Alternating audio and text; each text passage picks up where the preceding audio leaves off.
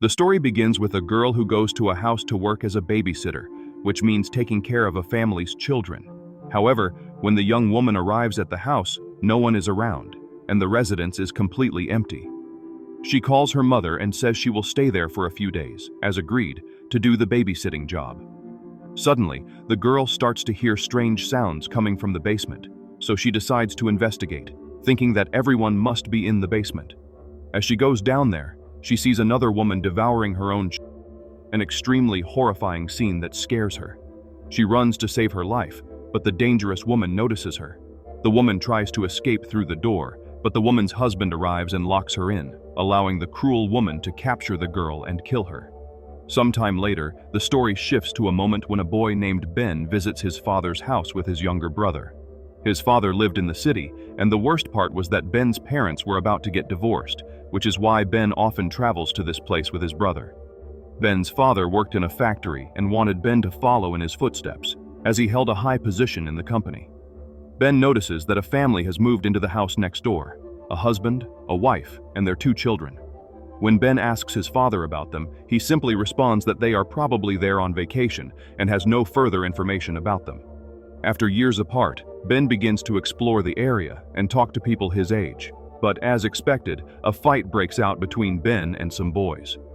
However, a girl named Mallory pulls him away from the situation. During these events, Ben and Mallory become good friends. Later, near the forest, a woman named Abby is seen traveling with her son. In fact, this is the same family that lives in the apartment next to Ben's father's house. Abby continues walking with her son, but he moves a little slower and ends up falling behind. Abby starts looking for him, but the boy keeps following and ends up in a place where under a tree there is a cave. From inside the cave, he hears strange sounds, as if his mother is calling him. In the tree above, there is a triangular mark, which he takes a picture of. When he looks inside the cave, he sees a hand extending out. The boy, paralyzed by fear, waits for his mother to come to get him. Abby comes home with the deer, suggesting it was accidentally hit during the trip.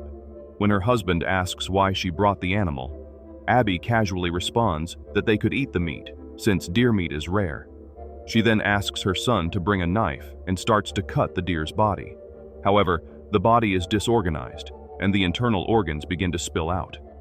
Soon, Abby realizes she cannot handle the situation, cancels the plan, and throws the deer's body aside, leaving it there overnight. But the real danger is yet to come. Later, from the deer's body, a strange creature begins to emerge, tearing through the animal carcass.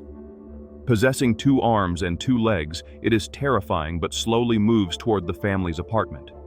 Meanwhile, Ben, waking up to some noises, notices unusual movements near Abby's house. He grabs a flashlight and goes to check, but of course the creature does not show itself easily. Abby's husband also wakes up and sees Ben, telling him that there is nothing there. The man claims it was probably just a small animal that must have run away, allowing Ben to return to sleep peacefully. However, we see that the dangerous creature is right behind Ben, staring at him.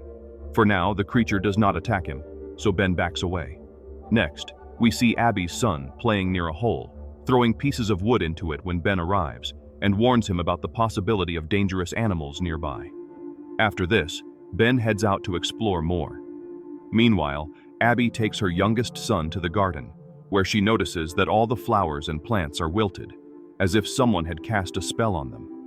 Abby starts to feel that someone might be watching them from the lower path. Although we know what the terrifying thing is, its attack on the family remains uncertain. Now, Ben is by the river, where his father fell in love with another woman and wanted to start a new life with her. Ben's father wanted him to meet her, but Ben had no interest, as he felt his father had left his mother for this woman. Still, his father scheduled a meeting with her without consulting Ben, hoping to include her in the family. Ben shows no interest, so he goes with Mallory to a party with her friends. Everyone has a great time, and Ben begins to like Mallory more, spending more time with her. Meanwhile, Abby's son is seen playing near a boat, and Ben approaches him, asking what he is doing there. The boy simply replies that his father will come to pick him up to take him for a ride. Ben says he can take him, but only if the boy promises to let him know immediately if he sees anything strange near his house. The boy agrees. Back at Abby's house, her newborn rests in the crib when suddenly a figure appears next to him. The only visible thing is its glowing eyes. At that moment, Abby wakes up and runs to check on her youngest son, but becomes extremely worried when she realizes he is missing. She tries to wake her husband, but as soon as she does, the shadowy figure attacks her and drags her to an unknown place. Ben is now arriving home and sees Abby carrying her son into the forest. Ben wants to follow her, but before he can act, his father arrives. Ben's father is furious, as he had scheduled a dinner with his mistress that night. He grabs Ben and drags him inside, severely reprimanding him. Ben, however, firmly tells his father that he does not want to meet the woman who caused his parents' separation. The woman hears the conversation and, feeling humiliated, decides to leave. Ben's father, already hopelessly in love with her, had abandoned Ben's mother for her. Ben, however, is unaware of the strange events occurring in Abby's house. The next morning, when Abby's son goes to check on his mother, he finds Abby acting very strangely. She starts ripping her clothes and behaves in a terrifying manner, with eyes full of fear and madness. Abby's son is horrified but unable to tell anyone about it. The husband is absent, so he does not notice anything unusual. The boy, terrified, runs to Ben's house. When Ben sees Abby's son in his house, he asks what he is doing there. The boy, scared, simply says he does not want to go home because he is afraid of his mother. At this moment, we see Abby arrive at Ben's house, knowing her son is there. Her face shows no expression, as if she has come to take her son back, possibly to harm him. Ben, seeing this, lies and says her son is not there. Abby, now desperate, tries to force her way into Ben's house. Luckily, Abby's husband arrives, and upon seeing him, the boy quickly runs to his father. Abby then calms down and silently returns to her house with her family. However, Ben starts to feel suspicious about what is happening. He realizes that something is wrong and decides to watch the family. Suspecting that something is hidden, Ben begins to observe them, paying attention to their behavior.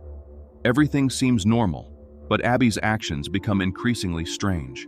It is observed that Abby's body is changing in unusual ways, with marks appearing all over her skin. It seems she has been possessed, and her behavior is becoming more demonic and sinister. Her face also becomes increasingly terrifying. Meanwhile, Abby's 2 children and her husband live with the growing threat, unaware of the danger looming over them. Ben, for his part, is by the river talking to Mallory, hoping that Abby's son will come to him so he can finally ask what is happening in their house. After waiting for a long time and the boy not appearing, Ben becomes worried and decides to go directly to Abby's house to investigate. When he knocks on the door, Abby's husband answers. Ben asks about the boy, but the husband seems to have no idea who Ben is talking about, claiming to have no knowledge of any missing child and denying everything. He then quickly shuts the door and tells Ben to go away. Ben is intrigued. If the boy is really missing, it is strange that they act as if everything is normal. Ben realizes he needs to find out what happened to the child. As he leaves, he notices strange marks on the ground, triangular marks, the same ones that Abby's son had seen before on the tree branches. Ben finds this strange, so he returns home and begins to research these marks online. After gathering information, he discovers that these marks are associated with a dangerous demon that used to inhabit under a tree in the forest. This demon has the power to enter the body of any person and control everything internally. Externally, the person remains the same, but internally, the demon takes full control and does as it wishes. This demon has a particular preference for drinking the blood of children, so it first controls the parents of the target children and gradually begins to drink their blood. Ben now understands that the demon may be inside Abby, which means her 2 children are in grave danger. Although Ben knows all this, he cannot tell the police since no one would believe such bizarre claims. So, Ben decides to tell everything to his friend Mallory. Mallory believes him, but also approaches the situation somewhat casually for now. They both decide to watch over Abby and her family. Ben observes that Abby is stealthily leaving the basement, which means she is doing something there, something that needs to be discovered immediately. Abby's husband also behaves strangely, making Ben even more worried. Mallory suggests writing a note saying they know what is hidden in the basement and leaving it near their house. When Abby's husband sees the note, he rushes to inform Abby. However, when the demon inside Abby discovers this, it whispers something in the husband's ear, causing blood to start leaking from his ears. He becomes unable to walk properly, and his behavior becomes even more aggressive. For now, Ben and Mallory cannot do anything else and continue to watch the family to see what their next move will be.